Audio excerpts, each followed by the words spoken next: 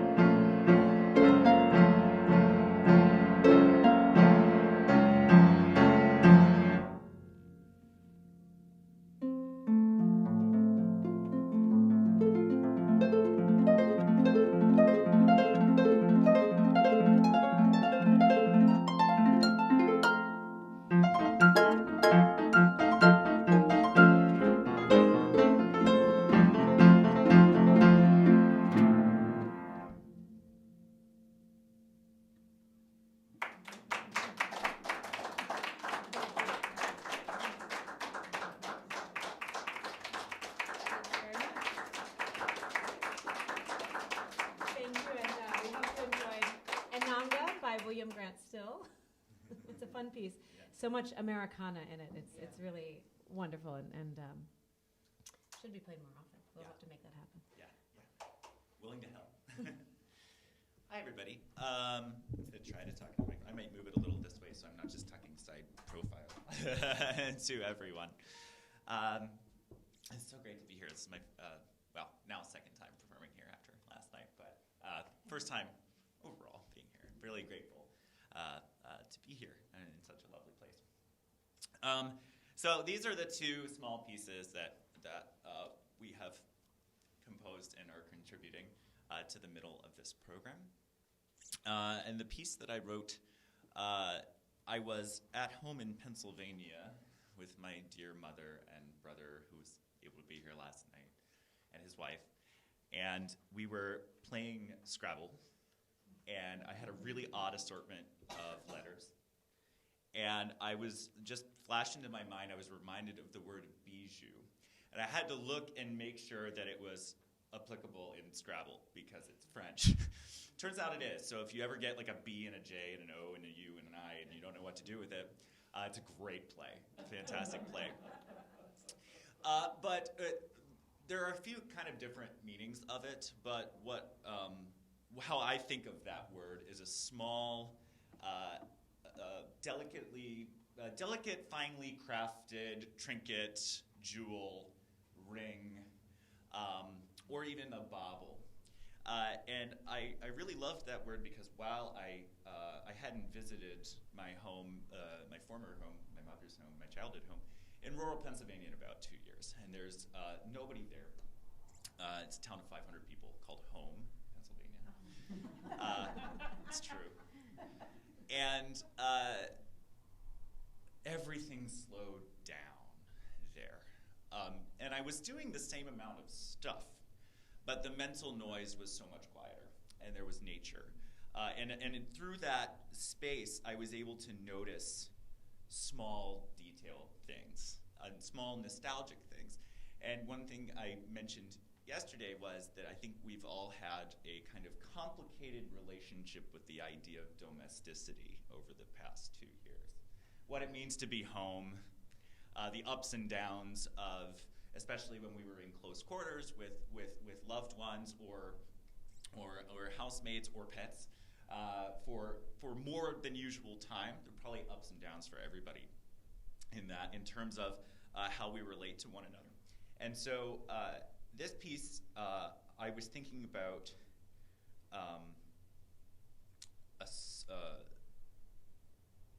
a song in particular. This is an homage to kind of two late French Romantic composers in Gabriel Fauré and Reynaldo Hahn. And in particular, their art songs. And Hahn has a song called La Namorée, which ends essentially poetically. He's talking about someone who's gone from him, the poet, and is saying, but they come alive every time in the evening. And the last stanza is really struck me, which is, your pure voice, like a lyre, moves over the swell of the waters and touches them sweetly like a crying swan.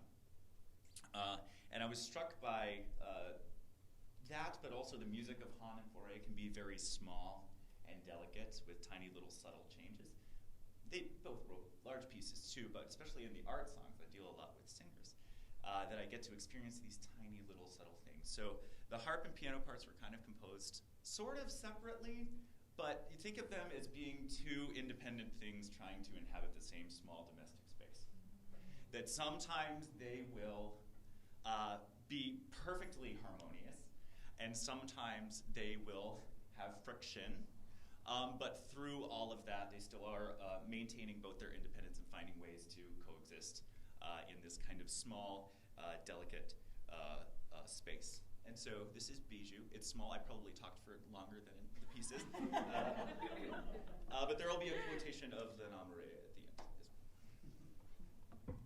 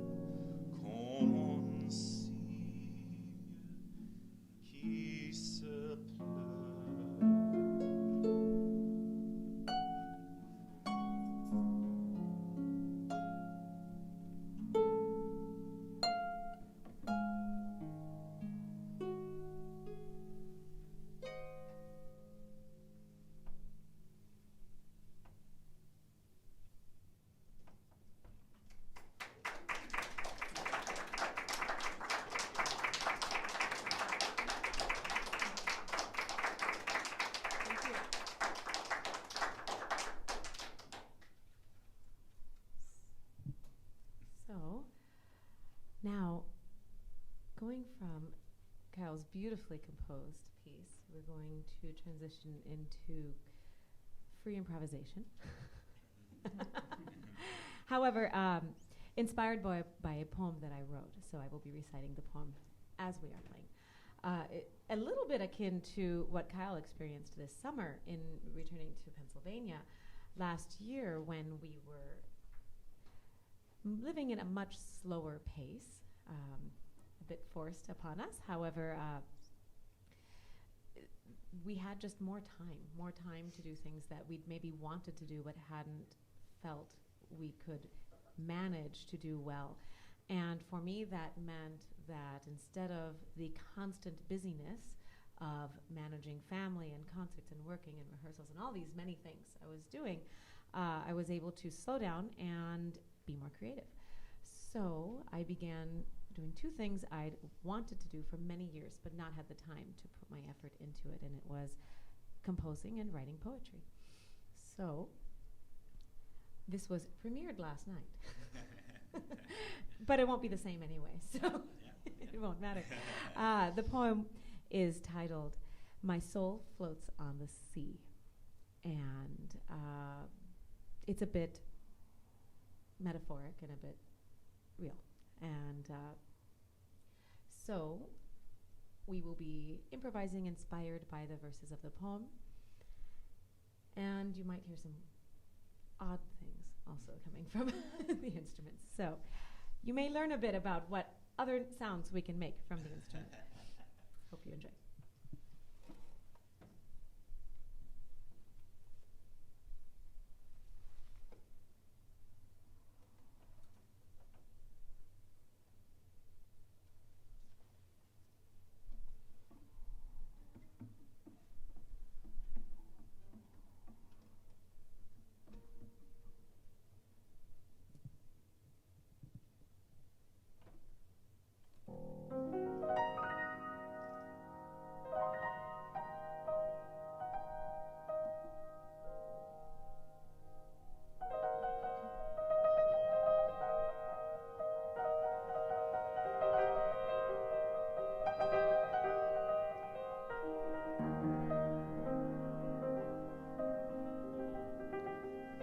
once I saw the silver sea at sunset, shining and ever moving.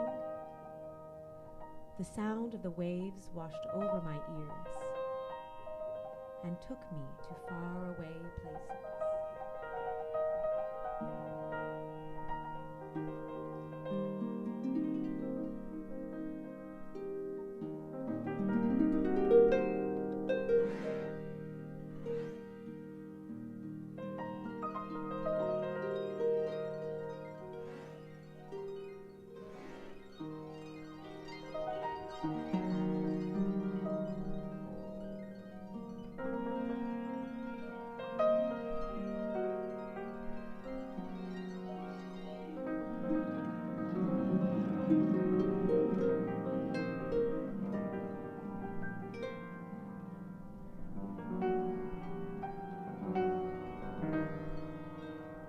My soul seemed at rest, floating atop the glassy surface.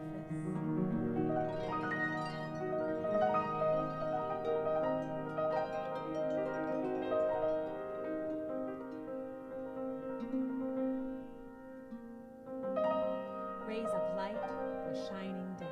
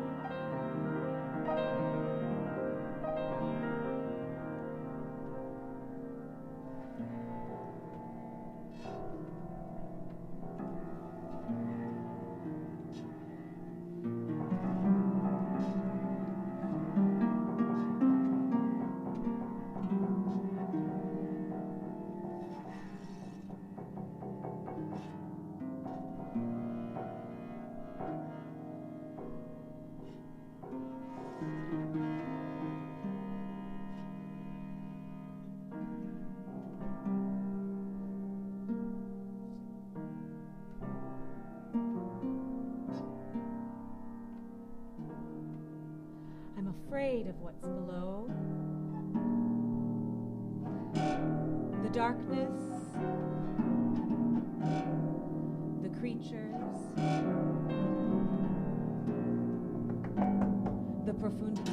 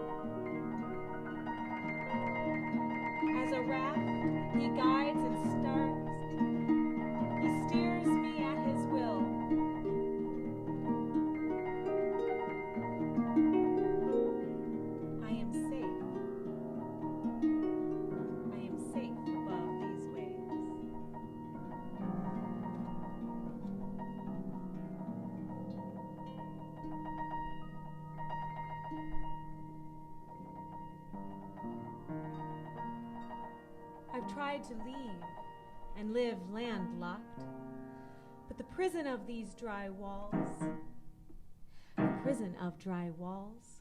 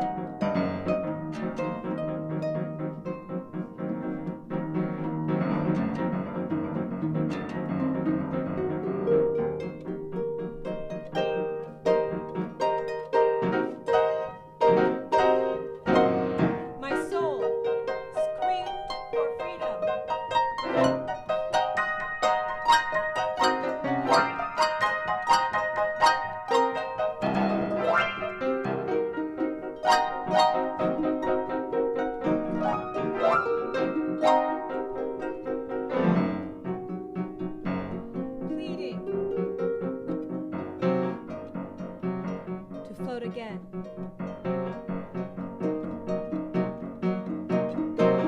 Breaking free I came, running back to the shining waves of liberty.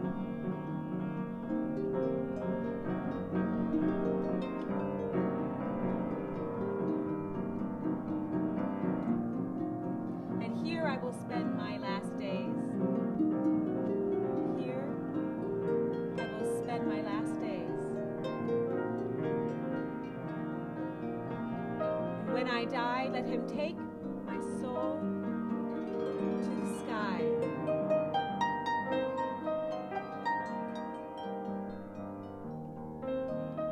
And my ashes float on the sea.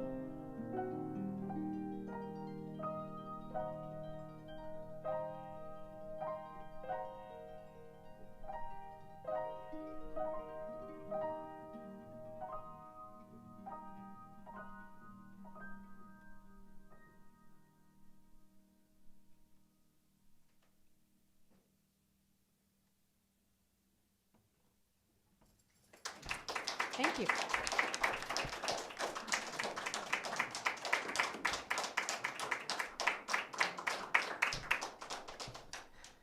Okay. That was fun. Sometimes it's fun to just play it on the fly, you know, and not be worried about playing the wrong note because no one's telling you what's the right note. It can be very freeing at times, so that was fun. Thank you, Kyle. Yeah, of course. We've come to our final piece, but it is also the biggest piece. So you're in for a ride once we start, just letting you know. We will now play the Concerto for Harp and Orchestra with piano by Alberto Ginastera, or some say Ginastera. This piece is in the standard repertoire for harpists. However, it is quite challenging. Not so much the notes we're playing, but the strength that it takes to play it. So it's just kind of a beast to play, and you have to have been playing for a while to have that strength in your hands to be able to do it. I've had the pleasure of being able to play it a few times, both on recitals with pianists, with an orchestra, and tonight and last night with Kyle, and this is a lot of fun. Side note, Kyle is the first pianist who has, when I brought up the idea of playing it, said, yes, absolutely, I'd be so excited to. Most of the time when I've played with a pianist, I've been looking for an accompanist, not for a duo partner, and they've taken one look at the score and said, no, find someone else. And so it was a lot of fun to have someone who was excited to play it, and it's definitely not soloist and accompanist, but truly a duo in the way that it's written. So I hope you enjoy it. If you're not familiar with Alberto Ginastera, he's an Argentine composer, considered one of the most important 20th century composers of the Americas. His music is widely played and appreciated.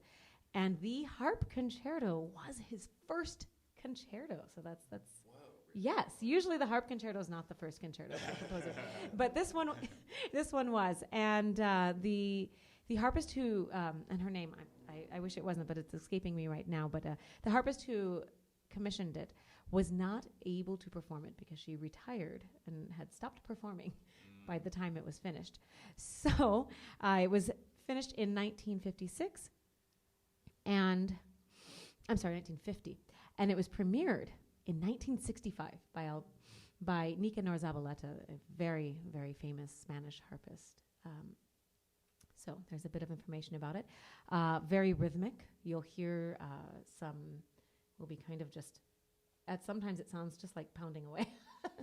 Visceral. Lots of fun. Rhythm, yeah. Yes. Yeah. And then other moments that are just so lyrical and beautiful. So anyway, this is the harp concerto for harp and piano, we'll call it, by Alberto Ginastera.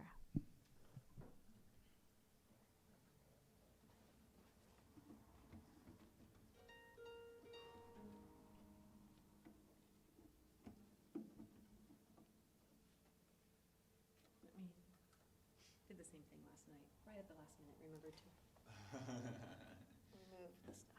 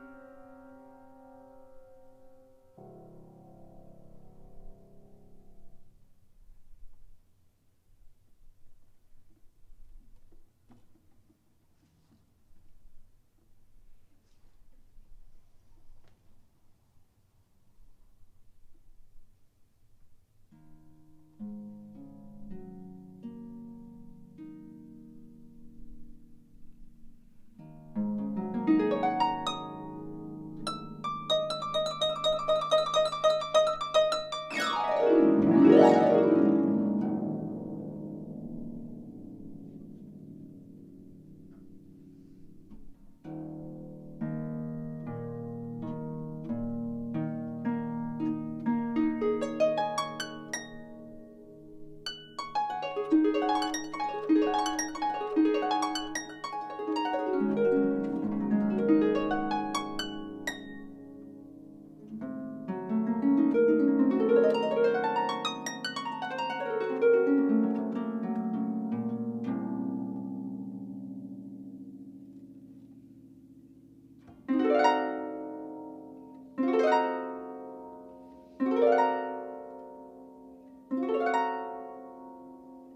you.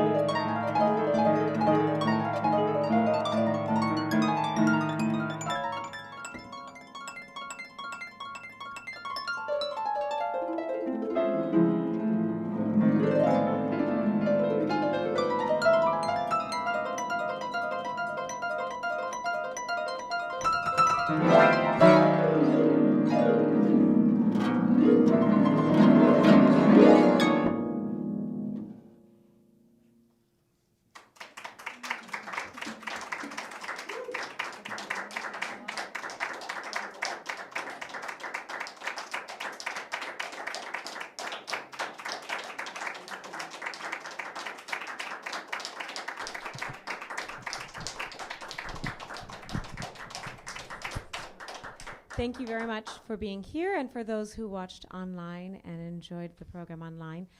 We would like to remind those who enjoyed it online that there is a tip jar. I forgot to mention it earlier, but there is, in case you enjoyed it enough to like to support the Jazz Lounge and Kyle and I. Thank you again for those that were here in person with us. We appreciate our lovely audience and hope that you enjoyed your evening. Please check out thejazzlounge.live to see all of the shows coming up. And I'll be back in October with the director of the Jazz Lounge, with Leonard Patton, for a show. So be sure to look out for that one. Thank you very much. Have a good evening.